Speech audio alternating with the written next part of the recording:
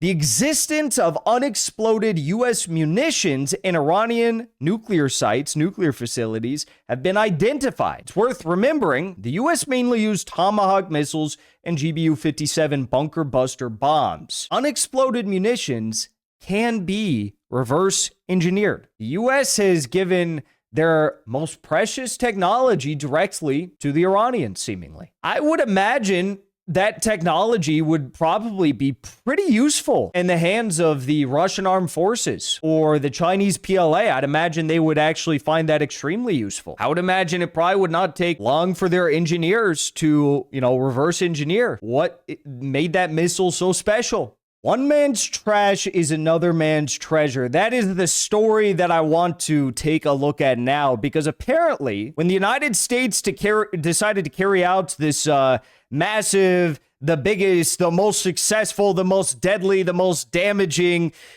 strike ever in the existence of the U.S. military, as Trump calls it, on the Iranian nuclear sites, something went horribly wrong for the United States, but it went very well for the Iranians, all right? This is actually pretty incredible for a number of reasons, but it has been reported, according to Iran's foreign minister, and we'll read his statement here in a second, that the existence of unexploded U.S. munitions in Iranian nuclear sites, nuclear facilities, have been identified. Now, it's worth remembering, the U.S. mainly used Tomahawk missiles and GBU-57 bunker buster bombs, all right? Unexploded munitions can be reverse engineered. And Iran, Russia, they probably have the best, missile engineers on the face of the earth. The U.S. can't even produce a hypersonic missile. China, North Korea, Russia, Iran all have them. I do believe that this is actually pretty unprecedented, crazy, and a major screw up from the United States. Iran's foreign minister Abbas Araghchi disclosed Sunday that unexploded ordnance from the U.S. Operation Midnight Hammer remains at key nuclear sites like Fordow, Natanz, and Isfahan, calling for new IAEA safety protocols before any inspections. The bombs, allegedly including massive 30,000-pound GBU-57 penetrators dropped by B-2 bombers and Tomahawk missiles, date back to the June 2025 12-day war when the U.S. joined Israel's campaign against Iran's nuclear program.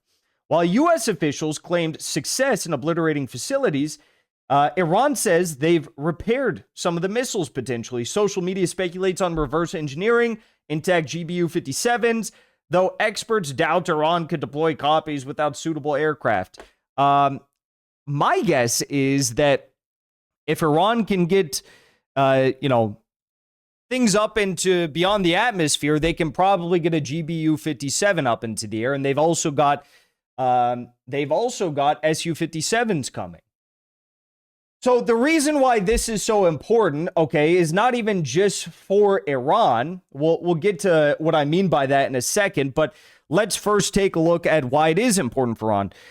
This is the first time an Iranian official has made such a claim about the attacks during the 12-day war. A GBU-57 would be insane and extremely dangerous.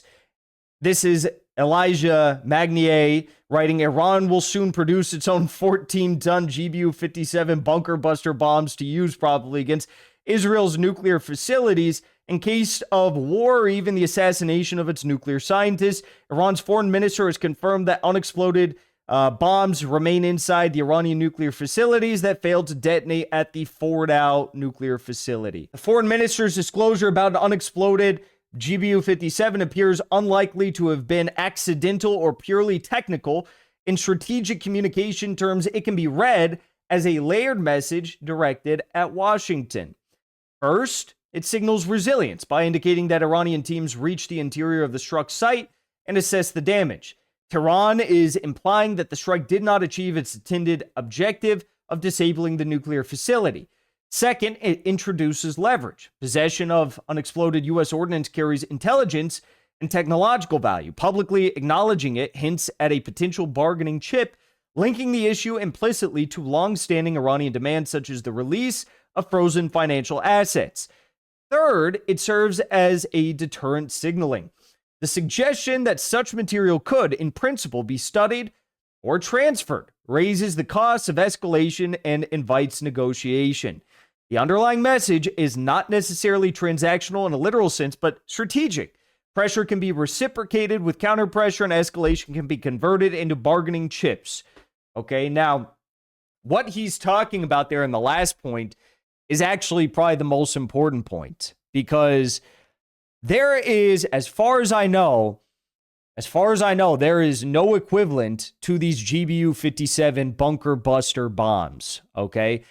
The Russians, as far as I know, I mean, yes, they've got their Orishnik system, they've got the Budavestnik, they've got Poseidon, right? These are nuclear-capable devices. But as far as a non-nuclear bunker buster bomb, as far as I know, there's nothing like it.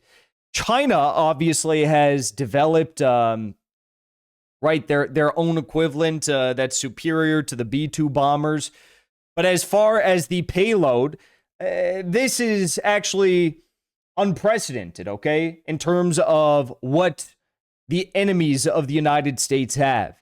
So now that Iran has this, it's not so much, oh, can Iran develop a launcher? Does Iran have a launcher? Does Iran have the means to launch something like this, whether from the air in the future with maybe, I don't know, they develop like a massive drone or so. I don't even know, right? I'm not an expert in this stuff, but obviously they have pretty impressive launchers. Do they have the means to do it? That's not the question. I don't think that's the question as much as, is Russia interested in this technology? Is China interested in this technology? That's the real point that needs to be made here. The U.S. has given their most precious technology directly to the Iranians, seemingly. Just dropped it from an aircraft, of course, thinking it was going to blow up their nuclear sites, but instead handed them precious U.S. military technology.